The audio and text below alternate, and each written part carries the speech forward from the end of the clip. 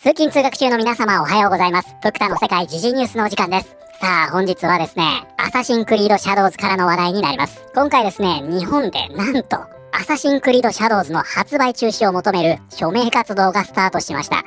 これ以外にもですね、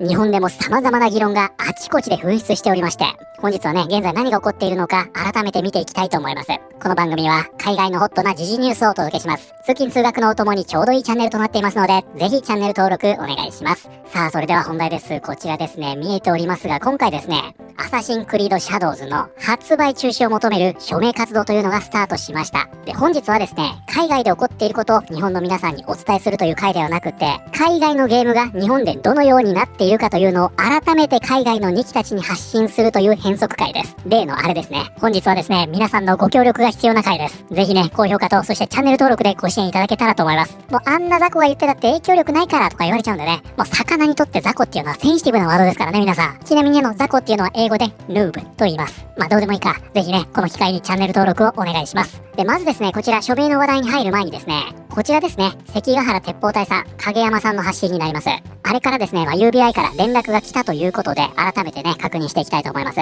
仕事後にサポートより返信が来ていることが確認できました。当該の件について社内で話し合っていること、関ヶ原鉄砲隊の代表へ連絡を考えているため、連絡先を教えてほしいとのことと、2点について連絡がありました。時間はかかりましたが、しっかりと対応していただけると思いたいです。そしてね、こちらさらに追記がありまして、追記、我々としては、背わたの仕様について、このデザインは関ヶ原鉄砲隊のものであり、UBI ソフト様が作ったものではないということについて話し合う予定です。ゲームのストーリーや誤った歴史、そもそもファンタジーですし、については問い合わせる予定はございませんのでご理解ください。ということでね、あれから UBI ソフトからは連絡が来ましたよ。どうやらこの UBI ソフトの社内で話し合いを持っているようですよ。このようなことをね、教えてくれています。で、こちらにもありますが、基本的にはね、この関ヶ原鉄砲隊さん、ましてやね、こちらのアカウントというのはその個人のね、影山さんのアカウントですので、例えば一歩踏み込んでね、UBI に抗議してくださいだとか、こういった情報を広めているということに抗議してくださいだとか、そこまでね、求めるのは正直酷だと思います。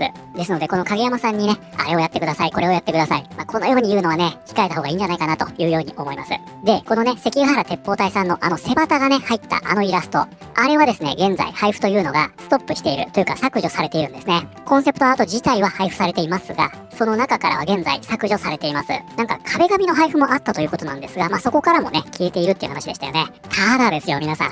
これだけじゃないようなんですね。それがね、こちらなんですよ。これね、以前もね、ちょっとお伝えしましたよね。相馬の魔追い。ここでもね、登用があるんじゃないかということで、教えてくれた方いらっしゃいましたが、まさにね、そのお話なんですね。こちら、TK8D323。この方がですね、詳細ね、いろいろ教えてくれておりまして、こちらですね、イラストレーターの方ということで、このようなイラストを描かれているようです。興味のある方ね、ご覧になってみてください。そしてね、この方がですね、プロのイラストレーターということで、このアサシンクリードシャドウズをね、様々な点指摘されているんですね。そして今回出てきたのがこちらになりまして、懸念点だった特定の鉄砲隊さん以外の団体からの写真流用。やっぱりあった。ネットに上がっている相馬の魔追いに参加している方の写真が使われているっぽい。ということでね、これすごいですよ。見てください、これ。こちらがその写真で、これをですね、まんま流用してここに使っていると。これはもう間違いないですよね。さすがに。ちなみにですね、こちらのコンセプトアートに関しては、現在も公式から配布が続いています。削除されていないんですね。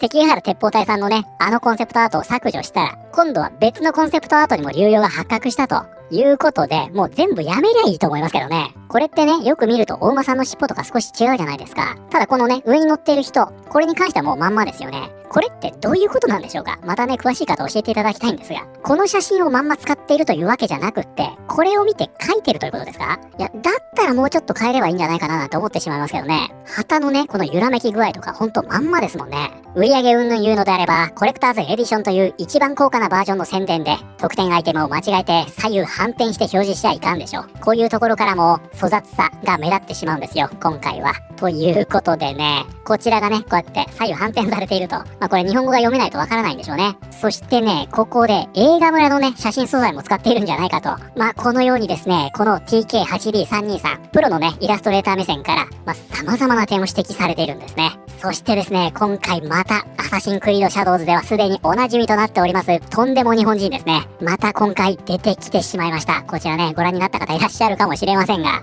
元カプコンでおなじみの岡本良樹さんですね。今回のこのアサクリシャドウズの騒動に、もうほんと、手ぶらで入ってきてしまいました。もうね、大変なことになっておりますが、ここではですね、今回のこの騒動、特に安家企業に関してですね、ここに関しては全く何も悪くないと、ポリコレで炎上しているのかもしれないけども、安家を使うというのは理にかなっているし、このアサクリシャドウズは絶対に売れます。僕もプレイするのが楽しみですということを言っておりまして、まあね、ひどい内容でしたよ。これね、プロモーションではないと思うんですけど、これプロモーションだったらステマになってしまうんでね、それ禁止されてますので、プロモーションですという表記がありませんので、多分ね、個人の考えを発信しているということなんでしょう。もう本当にね、この岡本さん、手ぶらでやってきておりまして、何も知らないんですね。何も調べてないんですよ。で、なんで炎上してるのかもわからないし、全部雰囲気で語っているというね。いや、すごいですね。世界で売れるゲームが日本で売れないのはですね、日本マーケットの恥です。ポリコレ気にしすぎてるのみたいなことが炎上のきっかけになってるんじゃなかろうかと僕は思いますけども、僕はこれポジティブです。いろいろ言うけど結局買うと思います。主戦場がどこですかと、UBI の主戦場はどこですかって言った時に、多分、北米だったりヨーロッパだったりするんだと思うんですよ。って考えたら、やっぱりそこに根付いているアフリカの人たちっていうのが、主人公の方が、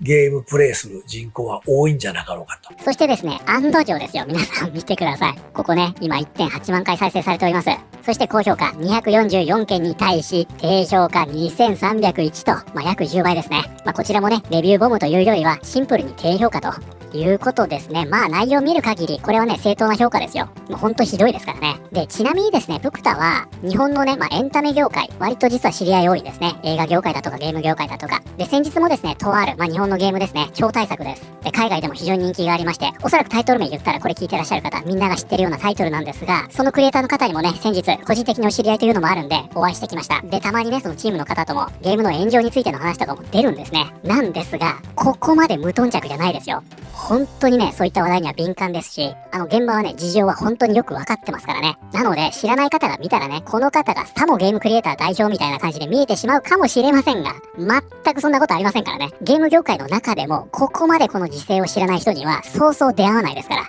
炎上の件に関してね、岡本さんのキャリアを否定してるわけじゃないですよ。実績ある方なんでね。そして当然ですね、コメント欄も批判の嵐です。こちら811件ついております。あなた、とても恥ずかしいことをおっしゃっているのを認識された方がいいですよ。同じ日本人として悲しくなれます。世界で売れるゲームが日本のマーケットで売れないのは恥？全く共感できない。火消しのために金でももらったんでしょうか？論点がずれてます。いつも楽しくチャンネルを拝見させていただいておりますが、あまりにも的外れです。詳しく状況も理解されていないのに動画にされるのはどうかと。ね、いつも見てくれてるファンの方が苦言を呈していると。岡本さん悪いこと言わない。そんなスタンスなら、これに関しては黙りが正解ですよ。マジで問題の本質が分かってないです。ちなみに、アサシンクリードシャドウズに関しては、海外の方が反発がでかいので、今までみたいには売れないタイトルになると思いますよ。安家が侍だった歴史なんてねえわ。いい大人なんだからちゃんと調べろ。これね、本当にやばいと思ったのが、この人、日本には安家という侍が実在したんですと、こうはっきり明言してますからね。恐ろしいでしょ。メタトロン氏ですら散々調べた結果わからないと言っているものを、この岡本さん、明言してしまいました。安家がですね、言葉これで合ってるのかな？ネイティブアフリカン、違うな。アフリカン、違うな。黒人なんですね。で、黒人の侍がいたのかいなかったのかっていうと、これいたんですよ。こういうことをするからね、この動画がまた利用されるわけですよ。日本人が言ってるぞ、有名クリエイターが言ってるぞと、こうなってしまうわけですね。そういうのが一切理解できていないと。黒人の侍が事実？何を根拠にそうおっしゃっているんでしょうか？まさか、どこぞのファンタジー小説とか、アニメや漫画を根拠にしませんよね。明確な回答を求めます。もし、明確な根拠なくおっしゃっているのだとすれば、今後海外勢から黒人の侍が実在したという根拠に、あなたのこの動画が使われる危険性は理解しておられるのでしょうか？合わせて回答いただけると幸いです。もうまさにね、この通りですよ。これまでね、これをどれだけやられてきたのかという話です。この人みたいに安家が侍として取り立てられた事実があるとか、信じてしまう人が出てくるのが問題なんだが、時すでに遅しか。黒人の侍がいたのかいなかったのか、いたんですよ。この人大丈夫？というか、一緒に仕事する人がかわいそう。なんか化けの皮が剥がれたって感じやな。せっかく今までいろんな裏話が聞けて、面白い、いいチャンネルやったのになんか残念や。ということでね、この方、言うにこと書いてものすごいこと言っておりますが、なんか、なんとかさんっていう方がね、同じようなこと言って炎上してたと思いますが、ですので今回ね、この動画で先にね、釘を刺しておきます。もしかしたらこの動画を利用する外国人というのが出てくるかもしれませんが、これはプレイヤー、そしてクリエイター陣ですね。ここを含めて見ても代表する意見ではありませんので、これを日本人の意見を代表するものとして取り上げたら、それは非常に恥ずかしいことですからね。そして今回、燃えに燃えているこちらのアサシンクリードシャドウズですが、ついにですね、発売中止を求めるオンラインの署名活動というのがスタートしました。それがね、こちらになりまして、最近ゲームデベロッパーの UBI ソフトがリリースを予定しているアサシンクリードシャドウズについて、歴史的正確性と文化的敬意の欠如が深刻な問題となっています。このゲームは日本の侍を主題にしており、侍が武士階級の上位階級であり、御家人あるいは貴人に伝えるものであるべきという事実を無視しています。実際、初めて侍の称号を得た欧州人であるウィリアム・アダムス、三浦按針は250石取りの旗本として徳川家康に仕えるものでした。このような歴史の中で UBI ソフトは侍の本質と役割を誤解し続けています。これは日本の文化と歴史に対する深刻な侮辱であり、またアジア人種差別に結びつく可能性があります。私たちは UBI ソフトに対してアサシンクリードシャドウズの発売を直ちに中止し、日本の歴史と文化に対する真摯な調査と敬意を示すことを求めています。あなたのサインが必要です。この請願に証明して文化的敬意と歴史的正確性の重要性を UBI ソフトに伝えましょう。ということでですね、現在ですね、こちら504の賛同が集まっているということで、こちらね、興味ある方、チェックしてみてはいかがでしょうか。はい、ということで本日はですね、現在、燃えに燃えているアサシンクリードシャドウズ。これに、またとんでも日本人が出てきてしまったこと、そしてついに発売中止を求めるオンライン署名がスタートしたという話題を見てまいりました。いかがだったでしょうか。いやー、この炎上は一体どこまで続くんでしょうか。